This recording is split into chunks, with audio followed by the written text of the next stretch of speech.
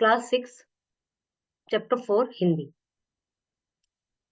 एक पत्र पुत्र के नाम। इसमें गांधी जी जेल में हैं और जेल में यदि कोई व्यक्ति होता है तो उसको कुछ राइट्स दे दिए जाते हैं, कुछ अधिकार दे दिए जाते हैं कि भाई महीने में एक तुम्हारा पत्र आ सकता है, किसी को तुम एक पत्र लिख सकते हो।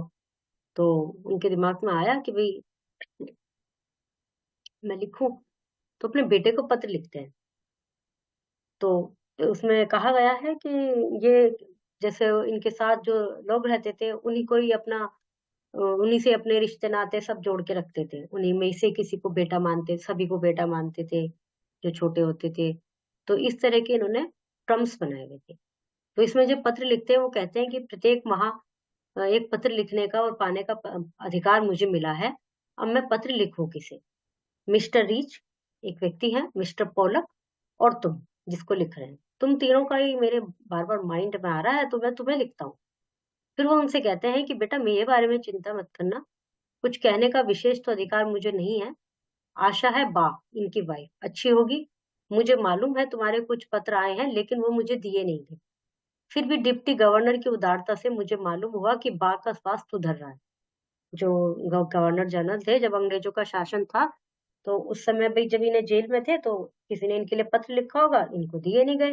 लेकिन जो गवर्नर थे उन्हें थोड़ा सा उन पे वो हुआ होगा, सिंपैथी हुई होगी, तो उन्होंने बता दिया भाई उनकी तबीयत खराब चल रही है तुम्हारी पत्नी की, तो अब तुम चाहो तो एक पत्र महीने में लिख सकते हो और एक पत्र तुम्हारे पास आ सकता है। इस तरह से उनकी बात हो गई। तो उसने कहा भाई मुझे उनसे पता चला था कि पहले से ठीक है, फिर से चलने फिरने लगी है, ये पूछना चाहता हूँ इनसे पूछना चाहते हैं।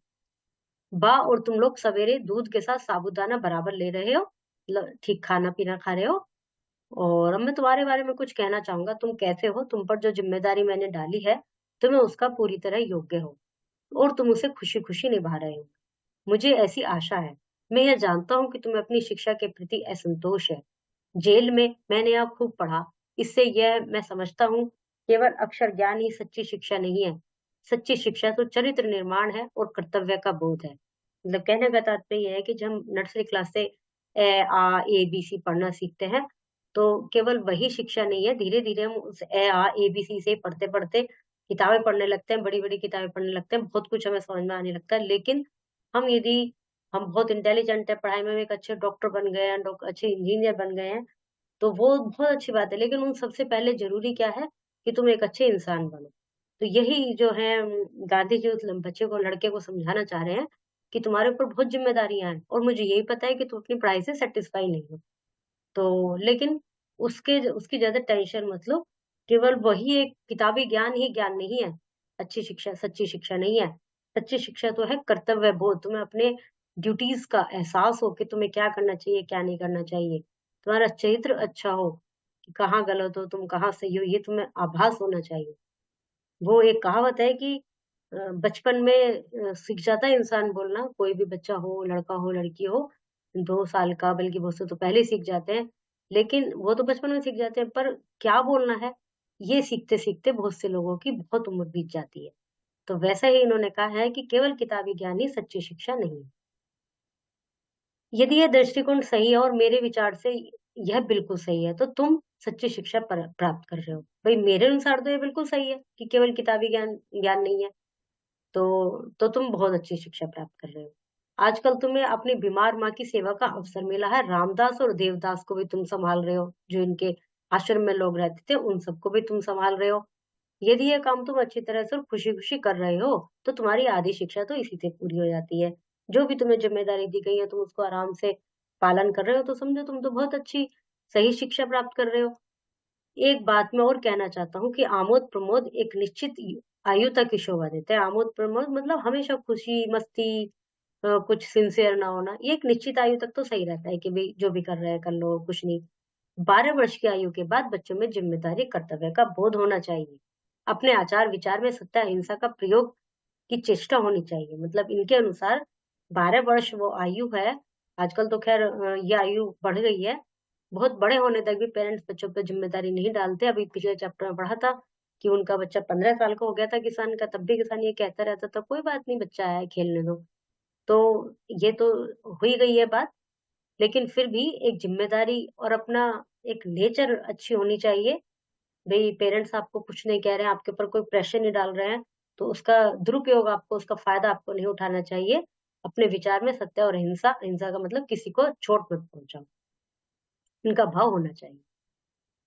और ये भार समझ कर नहीं करें, बल्कि एक आनंद का अनुभव करते हुए करें। यह आनंद कृत्रिम भी नहीं होना चाहिए, सरल और स्वाभाविक होना चाहिए।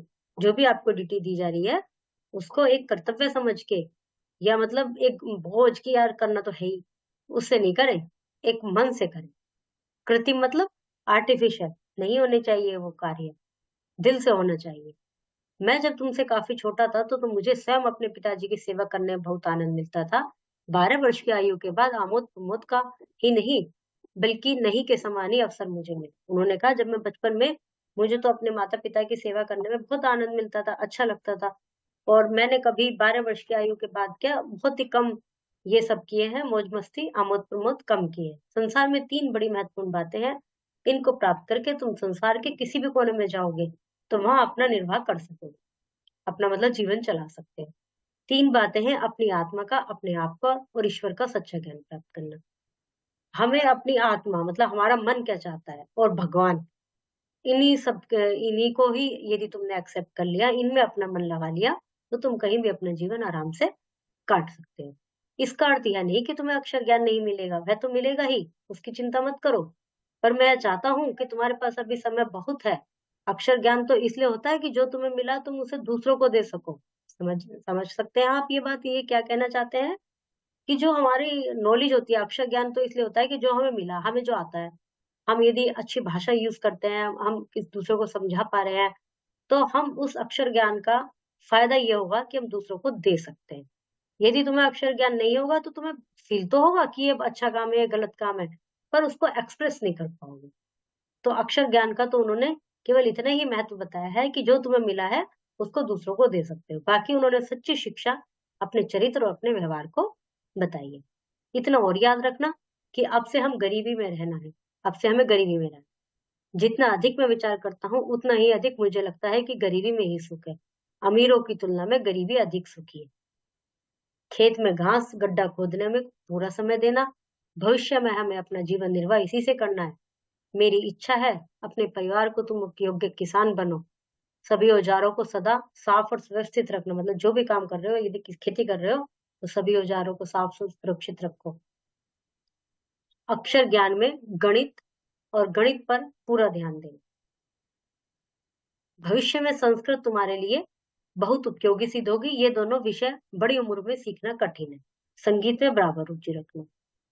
सभी चीज़ों को उनको कह भी रहे हैं कि ये सब भी सीखो। हिंदी, गुजराती, अंग्रेजी के चुने हुए भजनों, कविताओं का एक संग्रह तैयार करना चाहिए। वर्ष के अंत में तुम्हें अपना यह संग्रह बहुत मूल्यवान प्रतीत होता होगा। कहीं भी तुम्हें कोई भजन मिले हिंदी का, गुजराती का, अंग्रेजी का, उनको नोट करते रहो। और और लास्ट में तुम्हें लगेगा कि तुमने पूरा मतलब साल के अंत में कि तुमने कितना अच्छा संग्रह किया है। काम की अधिकता से मनुष्य को घबराना नहीं चाहिए, ना ही यह सोचना चाहिए कि ये कैसे होगा। पहले क्या करें? शांत चित्त से सोच समझ कर यदि तुम अपने सद्गुणों को प्राप्त करने की चेष्टा की, तो वे तुम्हारे लिए बहुत उपयोगी और मूल्यवान सिद्ध होंगे। तुमसे आशा है कि घर के लिए जो भी तुम खर्च करते होंगे, उस पैसे का हिसाब रखते हो। मतलब जो भी खर्चा कर रहे हो, उसका भी हिसाब रखना है, ये नहीं कि अनावश्यक वेस्ट करना है। मुझे यह भी आशा है कि तुम रोज शाम को नियम पूर्वक प्रार्थना करते होंगे, पूजा पाठ भी करते होंगे। रविवार को भी वेस्ट के यहाँ भी प्रार्थना में जाते होंगे। सूर्योदय से पहले उठकर प्रार्थना करना बहुत अच्छा है। प्रयत्न पूर्वक एक निश्चित समय पर ही प्रार्थना करनी चाहिए। यह नियमितता तुम्हारे अपने जीवन में आगे चलकर बड़ी सहायक सिद्ध होगी। मतलब सुबह उठते ही सूर्योदय से पहले उठो, अपना स्नान वगैरह कीजिए, उसके बाद पूजा कीजिए। ये तुम्हारे जीवन में आगे चलकर सहायक सिद्ध होगी। तुम्हारा पिता मोहनदास करमचंद गांधी पूरा नाम था उनका। गांधी जी के अनुसार कितनी आयु के बाद बच्चों में जिम्मेदारी कर्तव्य का बोध होना चाहिए? 12 के बाद। अक्षर ज्ञान किस विषय पर पूरा ध्यान देने को कहा है? संस्कृत।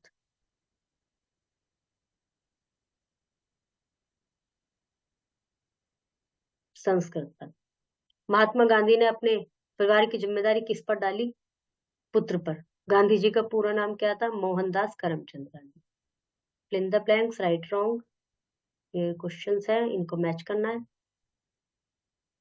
गांधी जी के अनुसार आमोद प्रमोद एक निश्चित आयु तक की शोभा देते हैं, और क्या होना चाहिए? गांधी जी ने अपने पुत्रों को, इसको मैच करना है।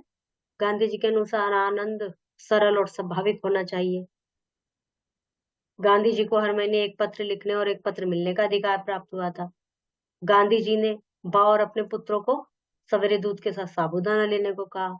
गांधी जी ने अपने पुत्र को पूरी तरह योग्य बताया। अल्प विराम, पूर्ण विराम, उदाहरण, प्रश्नवाचक चिन्ह लगाइए।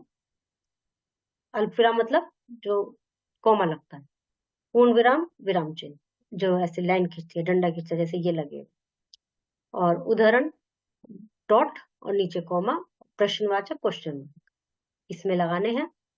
विलोम अधिकार, अनाधिकार, विशेष, साधारण, उदारता, अनुदारता, सवेरा शाम, इनके अपोजिट लिखने हैं। इस पत्र में कुछ दूसरी भाषाओं के प्रयोग हुए हैं, उन शब्दों को छांट कर लिखिए। एक तो इंग्लिश के भी कई वर्ड यूज हुए हैं, और भी होंगे, तो वो लिखने हैं और इनसे वाक्य में प्रयोग करना है इन शब्दों को। Okay, chapter is completed.